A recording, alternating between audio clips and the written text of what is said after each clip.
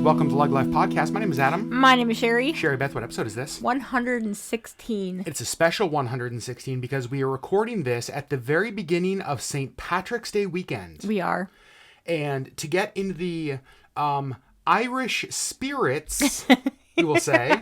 See what you did there. See what I did there? Mm-hmm. We actually went to a local place called Riley's Irish Pub. And had some Irish spirits. We did. I had a Guinness and a harp, and Sherry just had basically all of the Irish whiskey. Just the whiskeys. Good job. You are a whiskey girl. I'm a whiskey girl. And it's so interesting because I think, like, if I was just to meet you and hear the kind of things you're into and the things you like doing, I would not peg you for a whiskey girl. Correct. But you are.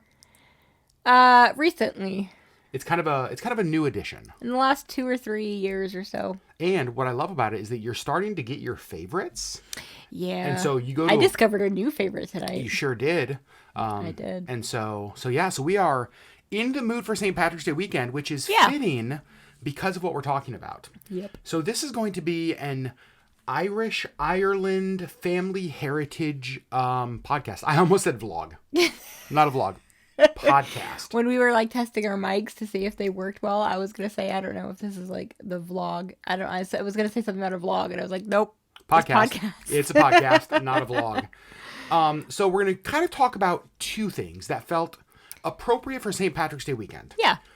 First of all, on my dad's side, I have Irish heritage. Yes, you do. And we'll talk a little bit more about that, what that looks like, because I have a document in front of me that is the story of my great-great-grandfather, David K. Gillen, who immigrated to the United States from Ireland. Mm-hmm. And it's one of those pieces that I pull out a couple times a year and read through because I just love staying in touch with that part of my family's heritage. Yeah. So I want to read through that. We've never done that in a vlog or a podcast.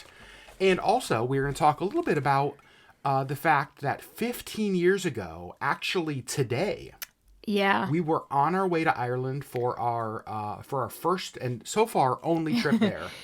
Yeah. We're not going to do like a full recap because we've actually done a podcast for our patrons where we kind of did a full recap of the Ireland trip, podcast style. Mm-hmm. But we are going to hit on some of the highlights, some of the favorite memories. Yeah. That kind of stuff. I can't believe it's been 15 years. It's so... and we'll talk more about that. To me, it feels both unbelievable because that feels like so long ago and unbelievable because it doesn't seem like that long ago. Right. It almost feels like it was just like last year or the year before. Like it just... I don't think I'd say that. It definitely feels, but it doesn't feel like 15 years. But I still remember vividly things about our trip. Oh, without question. Yeah. Without question. So we're going to start with the Irish heritage part.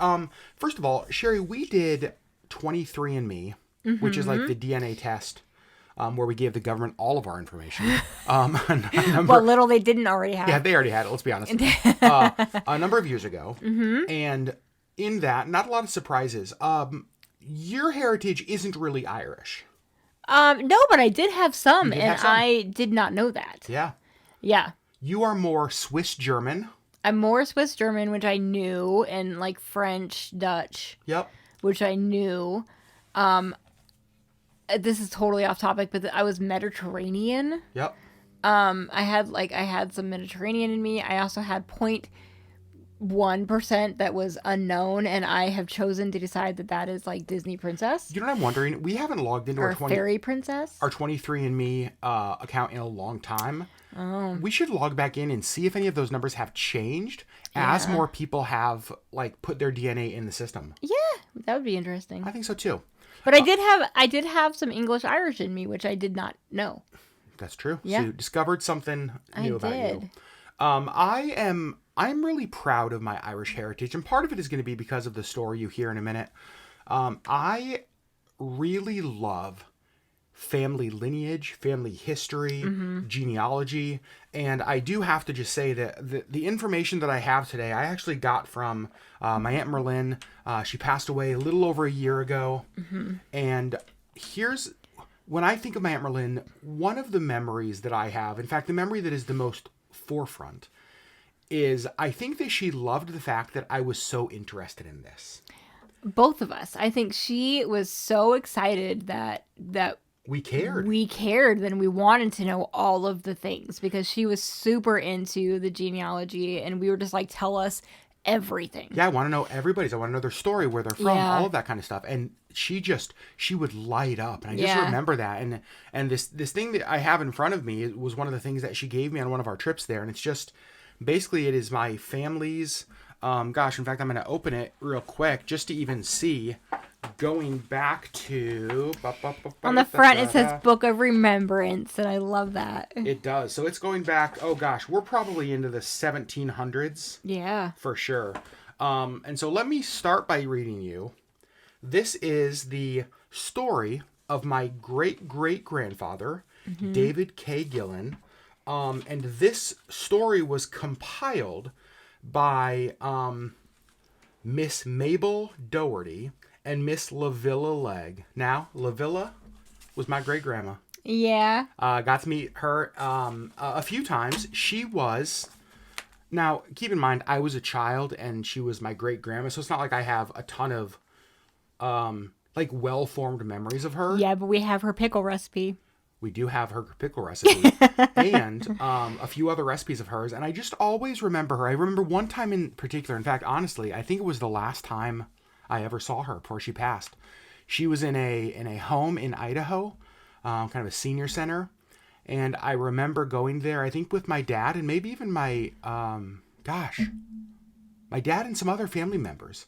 And I just remember sitting in her little living room there in the senior center and just her kind of talking and sharing, and all of us, you know, because I was raised in Alaska, a long ways away from all of my cousins and my aunts and uncles and grandmas and great-grandma. But I just remember that being, it's going to sound weird, but almost one of those things where it's like, oh, this is what family feels like. You know, because I never really had that extended family that I was around. I mean, to be honest with you, I'm closer with a lot of my cousins. I think of Derek and Corla, who, my gosh, they're just the absolute greatest. Actually, my Aunt Merlin was Derek's mom. Yeah. And I have these cousins that, thanks largely to social media, I feel like I'm closer with today than I've ever been. And I'm close to them, even though we don't live in the same state. You've only met them a few times. Right, but because of social media, I adore them. I love that. So, in honor of St. Patrick's Day weekend, I want to read you the story of how part of my family, part of my lineage, came to the United States. And I'm just going to read this. Yeah. David K. Gillen, again, my great-great-grandfather, was born 14th February 1872 in Ballymena, Antrim, Ireland. That is Northern Ireland, for those of you who don't know, to Henry Gillen and Jane Kinnear. He was the youngest child. During his childhood in Ireland, his father was killed in a rock quarry accident. In 1862, David's uncle Jimmy Gillen left Ireland when he was 40 years old and came to the United States. After being in the States for 20 years, he heard of a potato famine in Ireland, and suspecting his brother's widow, Jane Kinnear Gillen, and her family may need help, Jimmy returned to Ireland to find the family deep in poverty. He chose David's brother Robert to go back to America with him for 1 year. If at the end of 1 year Robert liked the United States, he was to return for the rest of the family. 1 year later, Robert returned to Ireland with money from Uncle Jimmy to bring the family to the United States. But each boy was to pay the money, basically his transportation fare, back to Uncle Jimmy. David's brother Alex, they say, slipped away from the rest and went down below on the ship, got to drinking with the ship's crew. But he also got a job on the ship, and when they arrived in Colfax, had his share of the borrowed money in hand already. Like, he got a job on the ship, so when they arrived in Colfax, he already had his money to, like, pay off the debt. On the 14th of February, 1883, the Gillen family met at Larne, Ireland, to go aboard the old state liner, the USS Pennsylvania. This is what I love, so I'm just going to pause here real quick. I love the fact, Aunt Merlin, thank you. Like, this is a gift. This will be a gift for me for the rest of my life. Yeah. I love the fact that I know the day, the town, the name of the ship. Yeah. That my family came to the United States on. And it was his 11th birthday. On his 11th birthday. Yeah. In he Larne, boarded a ship. in Larne, Ireland. Yeah. He gets on the USS Pennsylvania to head to America. Says they sailed for the United States on March 18th, 1883. So actually they got there and then, they got to Larne and then basically a month later, yeah, the ship leaves. David and his older brother, Harry, were both young enough to come over on child's fare, which was $45 each. Crazy. It's a little more to It cruise the Atlantic. Yeah, it is a little than more $45 now. That's exactly right. When young David got off the train at Aerosmith, he looked around and then he said, "This to me has always been one of those lines that just stands out to me." Remember, he had to pay back the $45 fare, so he gets off and he says, "I'm $45 off, or I'm $45 worse off than a tramp. A tramp has nothing, but he had a $45 debt." Basically, he was like, I'm worse than people who are at zero because I'm actually negative. So interesting. They all immediately found work. Harry's first job paid $1.25 per week. Rough. David's mother, Jane Kinnear. So Jane Kinnear Gillen would have been my great grandmother. Jane Kinnear was 52 years old when they left Ireland for the new land. She lived 16 years after arriving in the United States. Think of her life. Yeah. You lose your husband in a rock quarry accident. My great grandfather lived through the Irish potato famine. The potato famine. Right. And then at the age of 52, which... You uproot all of your children. To move to this whole new land. Yeah. Where you don't know anybody aside from your brother-in-law. Jeez. Yeah, right. Yeah. Said David was 28 years old when she passed away. When Jane died, the family had a hard time accepting her death. David and his wife, Della, got up during the funeral service at the church. Holding hands, they walked up to the casket and stood over the little body and wept and wept. Jane Kinnear must have been a marvelous little lady to raise a family alone to adulthood and to journey to a new land at age 52. I'm sure her children loved her very dearly. Now I'm turning to the next page. It says David worked on farms as he was attending school. Later, he started farming on his own. When he met and married Nora Della Henline on the 22nd of December, 1897. He had acquired all of his farm machinery, animals, and paid cash for all of the household furnishings. He was very proud of this accomplishment. He became a citizen of the United States at an early age. Oh, I'm Sherry, pause pause you me. for 1 second. Let's hear it. They got married on December 22nd. What else happened on December 22nd? We got engaged on December 22nd. What? Yeah. I didn't realize that until you said that. I was like, oh. I've never made that connection either. That's amazing. Okay, Adorable. sorry. Continue. You're so cute. In 1903, because of ill health of his wife, the family bought a farm in Coffee County, Kansas, and lived there until 1920. David raised purebred Belgium horses. He was very proud of them. He never touched a horse with a whip and always broke his horses before they were to be sold. He had an unbelievable touch when it came to handling these horses. He used the same philosophy in raising his young daughter, Lavilla. So Lavilla was my great-grandmother. You often heard him say, I'm trying to raise my daughter the way I raise my colts. I teach them to lead with a loose rein. In 1920, they moved to California, which I actually did not know before reading this, but returned to Garden City, Kansas in September and bought a farm. In 1930, he and Della built a home in Garden City and retired. They spent winters in Arizona, and in 1946, they moved to Canyon City, Colorado. Actually, I think it's pronounced Canyon City, Colorado, which, interesting enough, not that far away from Pueblo, where my mom lives. Isn't that crazy? Yeah. Dave and Della were blessed with 3 children. Gladys, born 11th of February, 1899, in Colfax, McLean County, Illinois. Henry Cecil Gillen, born 8th of March, 1901, in same place. And then Beulah Lavilla Gillen, that's my great-grandma, born 9th of July, 1904, in Burlington, Coffee, Kansas. It says in Coffee, Kansas, he was a member of the school board. He was also active in Grange. I don't know what that is. In Finney County, David was on the board of Water Users Association. I bet those meetings were lit. Early 1900 Water User Association meetings.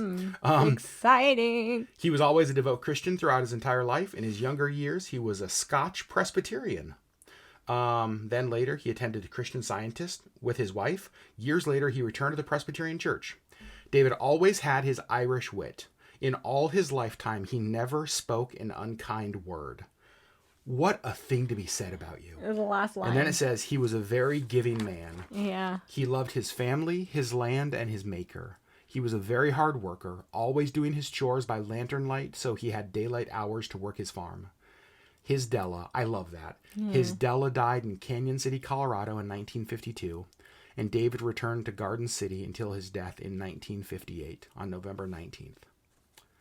This was compiled, again, by my great-grandma, 15th of May, 1976.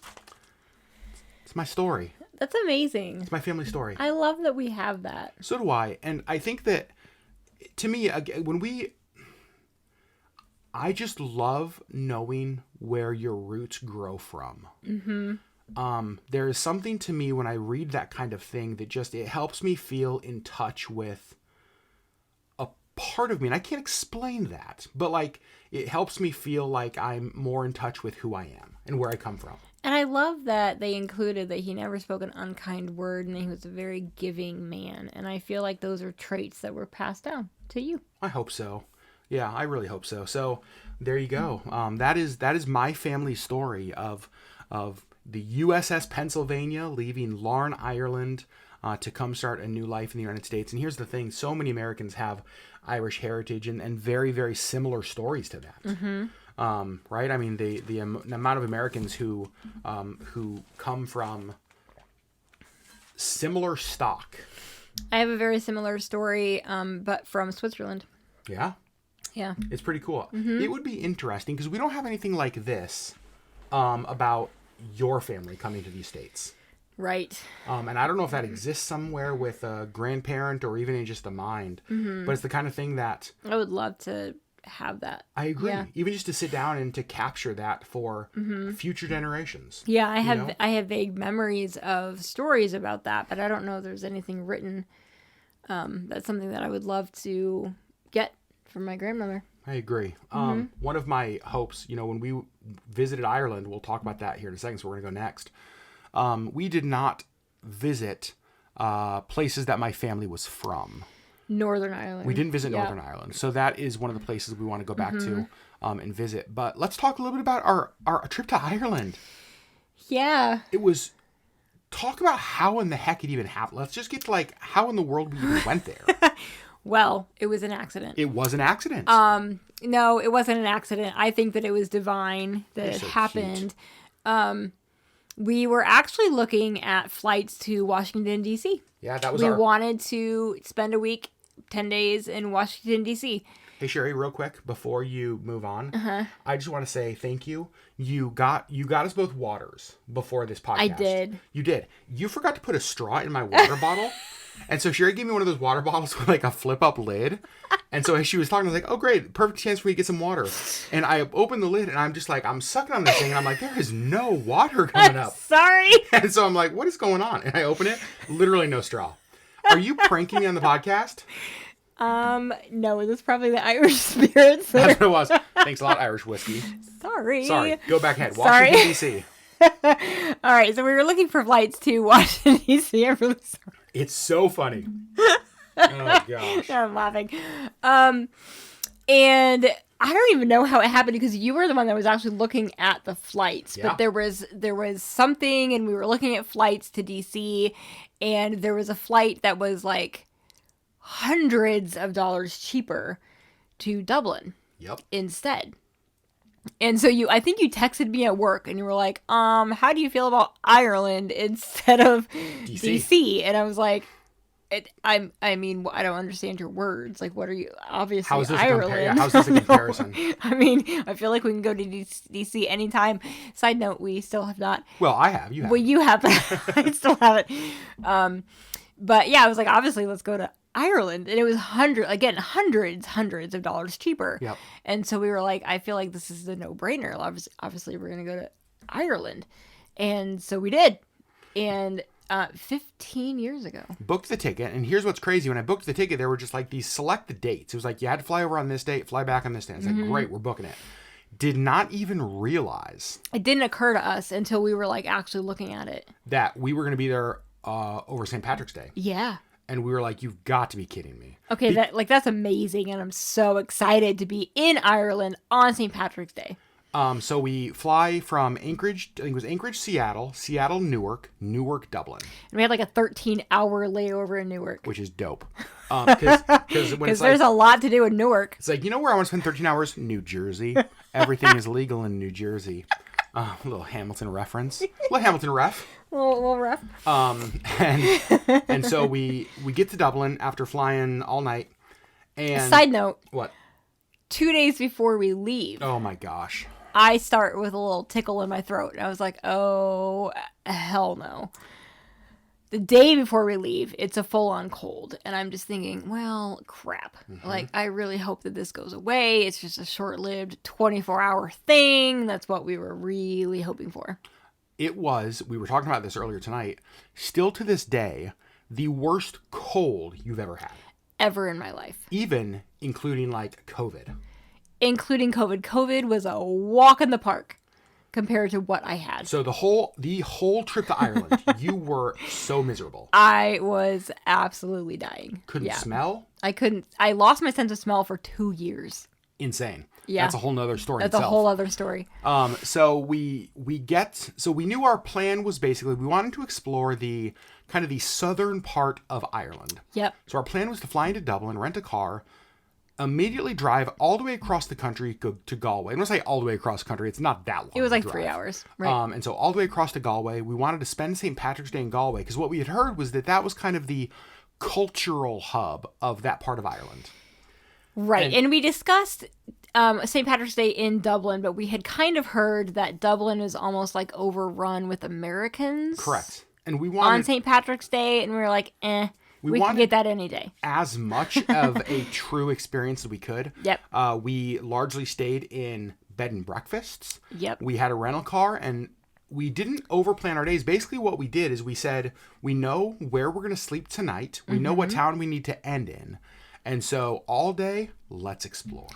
Right, and we had a few points of interest kind of along the way between B&Bs, like, stopping points of nights, but like nothing that we were like, we have to do this. Like, it was really like, what are you up for today? If we stopped for lunch in a little pub and the people were fascinated that we were from Alaska and the food was great and the drinks were great and there was music and we were having a good time. Which happened daily. We would just stay there for hours. Yeah. And literally, absolutely. It's like just chat. Today's experience was just with locals. Yeah. And we loved it. It was amazing. And so, here's what I will say. Let's talk a little bit about St. Patrick's Day. The difference, how it was so different than what we expected. Yeah. So we actually got there. We got into Ireland on the 16th. Mm-hmm. And we drove for just a little aside, I remember in Dublin when we picked up our rental car, I was thinking, and I think we even said this out loud, I really hope that we can see sheep. Like, it's stereotypical. I just want to see like the sheep on our drive. I mean, y'all, it was like 5 minutes, like outside of Dublin. And it was farm after farm after farm of sheep. Also daffodils. Here's what's funny, though, is that we saw these first, like, little tiny herd of sheep alongside the road. And we're like, oh, my God, we got to stop. So we pull over to the side of the road. We get out. And we're like, taking pictures of all of these four sheep. We're taking pictures of these sheep because we're like, we saw it. Like, oh, my God, we saw sheep. Here's what we didn't know. For the next 10 days, it was going to be nonstop sheep. We literally had no idea. We literally got stopped in the road by sheep. That we were in one mountain pass. And, gosh, we should... Maybe eventually we'll make a full podcast over here. If y'all have ever seen Leap Day and they get stopped by, like, the cows, it was that, but sheep. We're in this mountain pass listening to the GPS in our car, and we are totally off-roads. It's gravel. Mm-hmm. And we are stopped in the middle of this mountain, because our rental car is surrounded with sheep. Like, literally, that's amazing. We can't move because we are surrounded by sheep. We got to see our sheep. We did. So anyway, our experience, or I'll say mine, I think it was probably the same, with St. Patrick's Day was green beer and shamrock glasses and crazy wigs and beads, green and orange beads. Just over the top with the stereotypes. Right. And just partying and celebrating and drinking and all of that stuff. Right. So corned beef and cabbage. That's right. Mm-hmm. And so we, at first, before we went over there, expected like, oh man, it's going to be that just times 10. Because it's Ireland. It's not. It's not. Yeah, so we got into Galway on the 16th, keeping in mind that I am so sick. Yeah. And we couldn't actually get into I think we got into Galway at like, I want to say like 11 or noon or something. And we couldn't get into our hotel until like 3. And we were in our same travel clothes, and I was so sick. And so we literally wandered around Galway. We found like an aquarium. I don't know.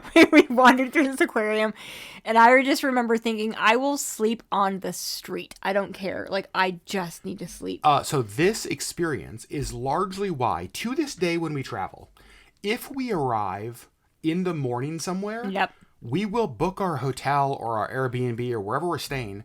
We will book it for the night before. We will pay for an extra night's lodging. So that we can get in immediately. Just so we have the convenience of getting in immediately. And not, we did it in Paris. We did it in Paris, yeah. Yep. And we've done it so many times. Over and over. Because you don't know how you're going to feel. Maybe you slept terrible. Maybe you're exhausted. And you've spent all this money on vacation, and you don't want to like start in a hole with like a deficit. Maybe you just want to shower after traveling for 24 hours. Yeah, so we're in Galway, and St. Patrick's Day, we get up, we do the parade. They have like a big parade. But it's interesting. Yes, there were like a lot of people dressed up. It was super fun. But it was largely, it felt to me more of a religious and cultural holiday rather than like an opportunity to just party. It absolutely was. And so we knew that there was like a parade at noon. And we're used to parades here in the States where if you want like a decent seat, you get there. You know, if you want to like be able to see the parade, you get there an hour plus beforehand. So we did. Like we got on the parade route an hour plus beforehand, and there was nobody there. Like, it was empty streets, and we're like, empty streets. Did we miss something? We were like, what is going on? And so we were like, maybe, like, did we get the parade time wrong? Right. Like, I don't understand.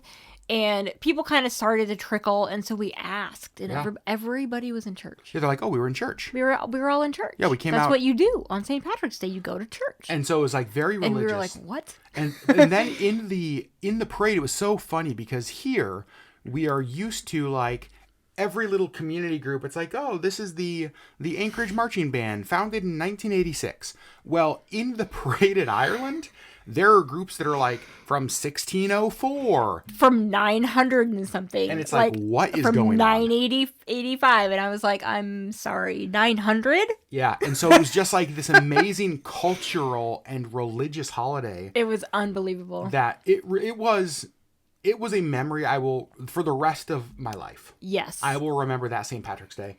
And the whole rest of the trip was just, here's the thing. We had an amazing time in Paris. We had an amazing time in Fiji. Mm-hmm. We've had lots of amazing cruises. There has never been one trip that we have taken that we have talked about wanting to redo more than Ireland. I think every year, multiple times a year, we're like, why have we not gone back? There was something about it that, and we've said this, that if we were to ever move internationally, Ireland's where we're going. I truly, and you know, we have friends that like make fun of us for this, but like I truly feel like I left a piece of my heart in Ireland. Like there is a piece of me that still lives in Ireland that I would go back in a heartbeat. I agree. It was just the absolute kindest people. They were amazing. Also, fun fact, where I fell in love with tea. That is right. I never liked tea before Ireland, and I think partly because I was so sick, I started drinking hot tea.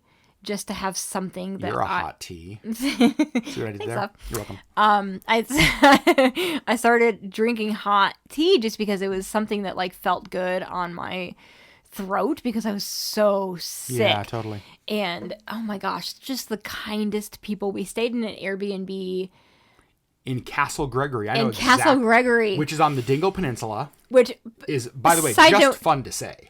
So fun to say, but also had palm trees. And I remember being so confused. I was like, are we in Ireland? What's going on? Because there's palm trees. But stunning. Just a beautiful B&B. But the owner was just, I mean, every Irish person we came across was the kindest person on the planet. Totally. But man, she just tripped over herself. Like as soon as she found out that I wasn't feeling well, oh my gosh, it was her she was mission. Like, what can I get you? What can I get you? What can I get you? And she it was absolutely her mission to like make me feel better. And gosh, she like, oh man, it was also, that's where we had banana pancakes.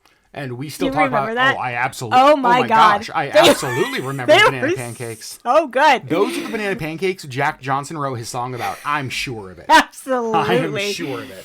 Oh my gosh, they were so good. Yeah, so that stay in particular, I really remember because she was just like my mother. Like, she was just like, how can I take care of you? Can I take your temperature? Are you okay? Like, yeah, what do you need? What can I go get you? Yep. And like, you would tell like she didn't want to bother us, but she came and knocked on our door multiple times and like, can I get you anything? I'm so sorry you're not feeling well. Yeah, she was amazing. She was so great. And then, man, those damn banana pancakes in the morning. The whole trip was it. I honestly, when I think back to that trip, apart from you being sick, the one thing I would change was you not being sick. I agree. But I really wish that I hadn't been because there's things that I wasn't able to do because I was so sick. I guess we just have to go back. Yep. But it is one of those places where I have no doubt. Like, here's the thing. I don't know if we'll ever go to Fiji again. We would love to. I would love to, yeah. But I don't know that we ever will. I don't know if we'll ever go to Paris again. I think we will, but I don't know. Right. I would bet money that we will go to Ireland again. Here's the thing. If I was told that I have 1 month left to live, what do you want to do with the rest of your life? I'm going to freaking Ireland. That says so much. Honestly, like, And not just because of the whiskey. And not just, I mean... Can you imagine, though, think, you didn't drink whiskey when we were in Ireland. I didn't drink whiskey when I was there, and I regret all of my life choices. So, actually, a funny Irish drinking story. So... we get over there, and again, Sherry's sick, so we get checked into our hotel that first day, and she crashes. Yeah. And I'm like, I'm in Ireland. I've got to have a drink. So I go down to the bar in a hotel. How lame is that? But I didn't want to, like, well, and I her. encourage you. I was like, you have to go somewhere. Like, we're in freaking Ireland. Like, don't put your on the night vacation before on St. Patrick's Day. Right. I was like, you have to go somewhere. Like, I will be fine. I'm gonna die. So like, it's yeah. fine. I'm just gonna go to sleep. You don't need to worry about forever, me. for eternity. So I go down to the hotel bar and I'm talking to the bartender and I'm like, I'm gonna have a drink. And so I assumed that I would just drink Guinness the whole time. I love Guinness. I've always loved Guinness. And I'm talking to the bartender. I'm like, so what do you drink? Because I was like, is Guinness really big here? Like, what do people here drink? And the bartender was like, actually, I drink Bulmers. Yeah. Well, Bulmers or Magners? I think it's Bulmers over there. I think it's Bulmers over there and Magners over here. Yep, same He's thing. Like, I drink Bulmers. And I was like, what? I've never heard of this. What is Bulmers? He's like, it's a hard cider. Now, 15 years ago, so ciders today, hugely popular. Right. All over the place. I had never had a cider until we went to Ireland. 15 years ago, ciders were really not a thing here yet. Mm-hmm. And so I was like, oh, I'll have one. And I was like, what is this delicious thing? Like, I was hooked. I remember you coming back to the hotel room and being like, Sherry, you've got to try. I found this new amazing drink. And so as soon as you're feeling better. So I drank exclusively Magners because it was Bulmers because it was everywhere we went, every restaurant, every place had it. Like, it was on tap almost everywhere. Yeah. And I drank it too. So yeah, so several days into the trip, probably 5 or 6 days into the trip, I have not yet had a Guinness. And so finally we're at dinner one night in a steakhouse in Cashel. Cashel, yep. Cashel, Ireland. And Sherry is like, you are having a damn Guinness. We've been here almost a freaking week and you haven't had one single Guinness. She's like, you are having a Guinness tonight. I was like, fine, I'll have a Guinness. And that was my first Guinness of the trip. Also, fun fact about that place, we each ordered a steak. Oh my gosh. And they were the biggest steaks we've ever seen in our lives. We easily could have split one and still had leftovers. Without question. And then they brought us 17 sides of potatoes. Yeah, it was actually really funny because have you seen like in Forrest Gump when they're like describing how you can cook shrimp, they're like shrimp and grit, shrimp Creole, shrimp on it's like 20 different shrimp things. That is literally what they served us as sides for potatoes. It was like, here's your French fries and your baked potato and your twice baked potato and your mashed potato, and then here's your scallop potatoes, and then and we're like, what is happening? Like, why are they bringing out so many potato dishes? So many potatoes. It was like, it's like, here's your 42-ounce steak and then an entire bag of potatoes. Have a nice dinner. Cooked in all of the ways. Oh my gosh. I mean, they were delicious. I was just going to say, I'm not complaining. No, but it was so many. And we were there for one night and we didn't have a refrigerator. And so we felt so bad because we were like, well, we can't take any of this back with us. But we each had over half our steak left. Oh, without question. And still 16 sides of potatoes. Golly. It was fantastic. Yeah, the potato famine, they've recovered. They've recovered. The potatoes are back, you guys. We can't confirm as of 15 years ago. The potatoes are back. So I think that's about all I want to talk about with that trip. Yeah. It was, when you think back to Ireland and us going there, what's the memory you had? Like, what's the overall just kind of feeling and vibe for you? Oh man, just the kindest people. And I remember just being like, I remember thinking, like, when we got there in Dublin, Dublin's like big city, and I remember, just thinking, I want to see sheep and I want to see castles, and I don't know if that's actually going to happen, but like, that's what I'm hoping for.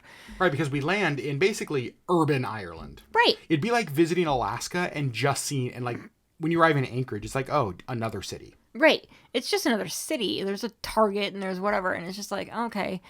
But was there a Target there? Or that was just an illustration? Just an illustration. I was like, but wait, like, did we go to Target in Ireland? I don't know, maybe. There's a lot about Dublin I don't remember.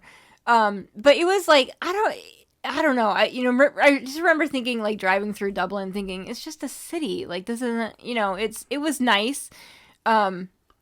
And there were pieces of Dublin that I really thoroughly enjoyed. Temple Bar area. And the Trinity College. Oh, yeah, the library, cathedral. The cathedral. Oh, God. Yeah, I mean, there's pieces of Dublin that were phenomenal, but, like, it's a city. Yeah. And so I was really hoping for, like, the rolling green hills and the sheep and the castles.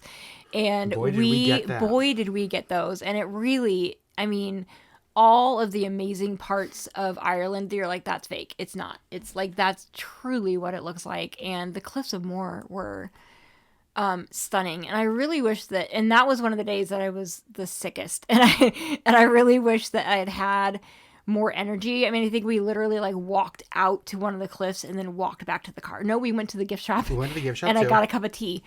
Yeah, you were miserable. I was absolutely miserable, and I really wanted to spend more time there because it was just I mean, we live in Alaska. Like, we know beauty. We have natural beauty in spades. And that was one of the most beautiful places I've ever been. If you had to sum Ireland up in one word, give me one word that encapsulates that trip for you. The word that comes to mind is home. Oh my God, that is literally... Okay, go ahead. No, go ahead. And I mean, I honestly, like, it just... Like what I said before, I left a piece of my heart there, and it was...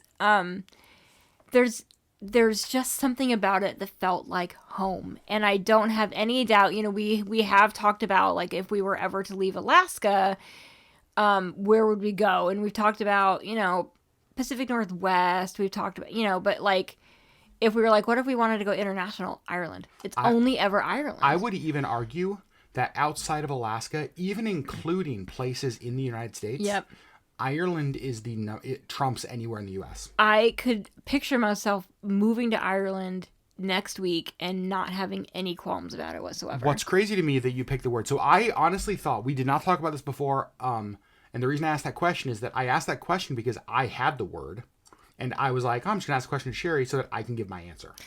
Yeah, the word that comes to mind is home. I thought you were going to say beauty, culture, you know what I mean? Something like that. It's all of that. To me, there are two places in my life I have ever visited that felt like home. Alaska and Ireland. Yeah. And what was interesting to me is that there actually, I felt like, were a lot of similarities between the Irish people and Alaskans. Yeah. And a lot of similarities to the way I just felt as we experienced the land there and the way we experienced the land here. Yeah. They have better potato dishes. They have better potatoes. We have better mountains. We have better mountains. They have better potato dishes.